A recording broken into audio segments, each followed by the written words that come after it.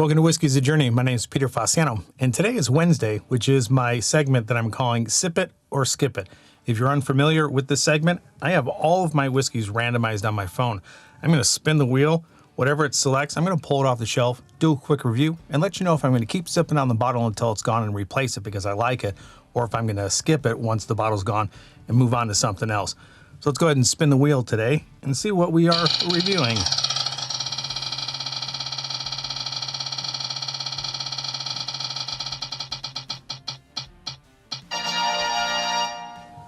All right, we've got Laphroaig Lore. I just did this in one of my Friday series.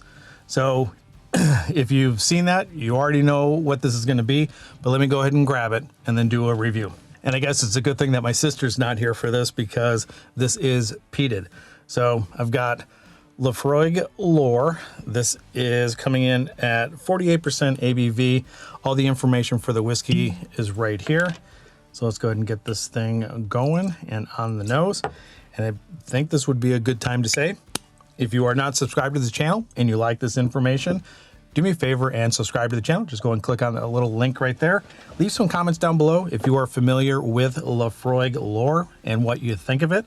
Turn the bell notification on because I produce videos every Monday, Wednesday, and Friday. All right, let's get this thing on the nose. All right, Laphroaig has a pretty specific nose. It's very salty, it's very briny, very seaside-ish kind of thing. Like you're sitting on the beach, you got salt water in the air and maybe a little bit of seaweed in the air as well. Well, not like seaweed in the air, but the smell of seaweed in the air. The peated note that I get is somewhere along the line of a campfire log. It's an ashy note. Sometimes when I'm smelling it, I get a little bit of savory, but it's a little bit more towards the Band-Aid iodine than it is savory. I do get a little bit of pepper, a little bit of spice. And when I say pepper and spice, my phone is going crazy. Do you guys have family members that text each other and then they just get on a roll and like every 30 seconds or so, somebody is responding to the thread? That's what's happening to my phone right now. It's just blown up. So if you hear my phone vibrating, that's what it is. All right, I got on that nose, I got a bourbon note, vanilla, caramel, brown sugar, and back to my spice. It's pepper spice, but then there's also some cooking spices involved. Not a sweet cooking spice, but there are spices that you use in cooking that are still spicy, but aren't pepper. And when I say spicy, I'm not talking about heat. There's just a tinge to it. Maybe ginger, maybe, well, obviously pepper, because I just said that. There's a little bit of a spice that comes with cinnamon as well, maybe a little bit there. And very recently, I've been picking up a lot of pineapple notes in a lot of the peated whiskeys. All right, let's go ahead and get this thing on the palate, let you know what I think of it.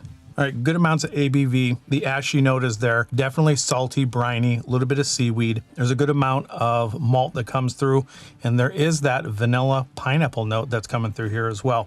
Definitely a good sipper. And with that, let's go ahead and get a third sip. Let me concentrate on the finish and then let you know if this is a sip or a skip. I think this one might be a pretty quick one today. Yeah, this is really good. This finished second in one of the flights that I did on Friday. With this, it's coming across as a little bit more spicy than I remember from the first time that I had it in that flight, but I think it's pretty much classic Laphroaig. I think it has that briny, salty, seaside, seaweed, ashy peat note that is known to be Laphroaig. There's a good amount of spice along with sweetness as well, and I know that sounds really weird talking about Laphroaig being sweet. It's not as sweet as an Ardbeg, so don't get me wrong there. It's not that sweet, but I do get the vanilla, the caramel. There is a hint of some notes from bourbon, and I don't remember that being there the last time I had it. And it's actually pleasant. I really like that. The finish is medium to long. The notes that I get on the finish are those bourbon-esque notes. The peat lingers around, the saltiness, the brine, the seaweed lingers around. Pretty decent depth and complexity with this. So, is this going to be a sip or a skip for me? I bought this off the Whiskey Exchange, and I do believe with taxes and shipping and everything, this was $159.99. I'm not exactly positive what this goes for retail. If you know, let me know in the comments down below. I like this bottle quite a bit. I'm sipping on it rather slowly. I've had this for a little bit over a year and I'm about halfway through with it. I just don't see this in my area. So whenever I do need to replace the bottle, I have to go online and order it. So sip or skip.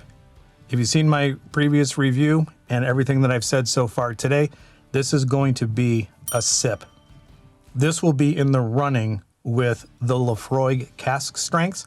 If I had a choice between this and the cask strength, I think it's a flip of a coin. They're definitely going to go up head to head in some of my sample pools and see which one I like the most when I taste them blind. What do you think of Laphroaig Lore? Where does it stand with the Laphroaig releases with you?